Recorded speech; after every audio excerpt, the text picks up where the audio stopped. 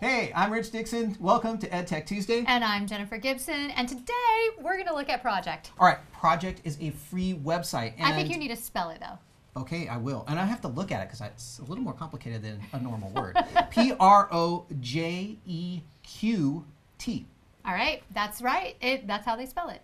So, Projeqt.com is a service online that allows you to create presentations. And it's a little unique because, you know, we looked at other presentation services in the past. This one has some very special features. I was going to say, we've looked at Haiku. Many of you already know about a number of different resources, whether it's PowerPoint or Keynote. The list goes on and on and on. So what is different and why use this? Well, right now we're at the landing page. Let's kind of jump on over to a presentation that we just recently used it for. And what you can see here is it allows you to, I'm going to go to full screen. It allows you to put in a slide. Like you can see, here's our lesson planet slide. But as I scroll on, you can see that I've got a title slide. And then, let me just go a little bit further. I'm going to go into this slide. This is now taking you to a Haiku project. I was able to embed my Haiku project in here. Basically embedding a presentation within a presentation. So when I click on it, now I'm going into this other service. So what Projeqt does, it allows you to tap into other services and blend this really cool presentation. And I'm going to stop you right there because there's certain things that Haiku does that this doesn't do, and so you were to take the best of both worlds and put them into this service. Well, isn't that what we're seeing? It's not just one app. Exactly. It's multiple apps, or it's not just one website. It's multiple, and that's what this does so wonderfully. So this is our Haiku using their open source pictures and their titles. But then I can kind of come out of the Haiku part, and I want to show you one more feature that I think is really cool. As we scroll into our presentation, photos. Photos, you can do that, absolutely. And let me scroll ahead. So you can actually use as a source your Twitter feed, or you can put in Facebook. So here's an example of Q14, the Computer Using Educators Conference, and the Twitter feed going on. And look, the last one was 10 minutes ago. I was just going to point that out. That is a live feed right there, so it's not something that is captured before. Right. If you wanted to do that, you need to take a screenshot or something like that and then import that. But if you want real up-to-date information, this allows for it. Here's Facebook right here, up to date. Lesson Planet Facebook. Excellent. So we just wanted to kind of show you those examples. Let me go ahead and back out of this, and then I want to go over to what it looks like. So this is how we set up our project. We basically went through, and I'm going to kind of scroll down here to the bottom.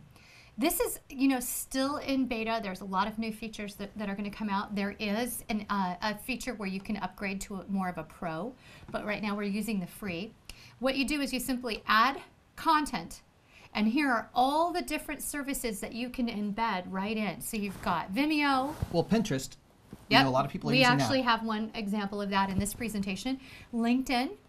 You've got Google Docs. So I had embedded a Google form into my presentation. And again, just to point out, the beauty of embedding something like this is that if that Google Doc or the Pinterest page that you happen to insert here is updated, you don't have to go back to this project and update that as well. No.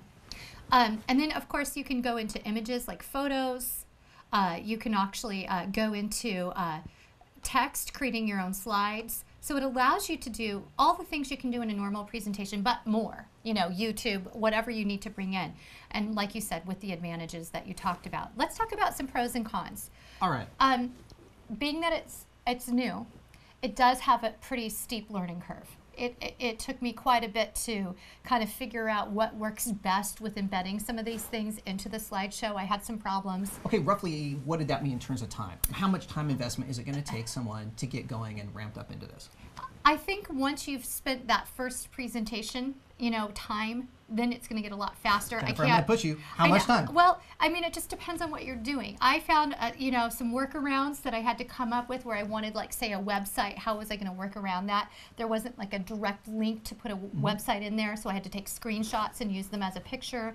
And then I had to develop the picture so that it was the right size. So there's some of those things. So it sounds like at least an hour to put together a presentation like this, if or not maybe more. Yeah, okay. The first time. And just to give you an idea, it looks like we had about 37 slides. You may not have that many slides. It probably slides. took, you know, just kind of figuring out everything, about 3 hours for this. And we had about at least 4 or 5 different sources of information, such as Facebook, I believe, and Haiku Twitter, Deck. and Haiku Deck, and Pinterest, and others. Google Docs. Google Docs. So we did a lot. Yeah. And I really wanted to try out using all the features in here. I think that they are going to get better and better, and ease of use is going to increase. I just think this is kind of the beginning stages. And I want to point out, too, sometimes the amount of options to be creative and create a resource like this, where you're pulling in so many different dynamic resources, is inherently going to be a little bit more complex than something that is very simplistic, or more simplistic like Haiku Deck. So I just want to throw that out there as well. It sounds, though, like it is worth the investment of time. Intermediate to advanced users, I would say. It could be pretty frustrating for someone who's, just starting out with technology. Okay, so we're looking at this on a computer. What about for mobile devices? Can we look at it on those? You can. I saw that there were some interface things that went on with the mobile devices. It wasn't, and that may have been a Wi-Fi issue. So one thing that I would have liked is that you could download, if you could download a copy of it in case you had internet connectivity issues. I did not see where that could happen. And so what we did is we ended up creating a keynote as our separate backup. presentation, just as a backup, because of the Wi-Fi and the location wasn't strong enough. But I think it's worthwhile. I think I love the idea here, and I think this is the way presentations need to go. Okay, so it sounds like you definitely need to have an internet connection. You do. Need some time investment here To learn it. to learn it, but it sounds like there's a lot of dynamic resources that can be put into one presentation that are automatically updated, therefore making it current and worth that time investment. And again, if you are going to be presenting this for a group of people or even your class, there's no way to back it up as far as no internet connectivity. So that is my biggest con.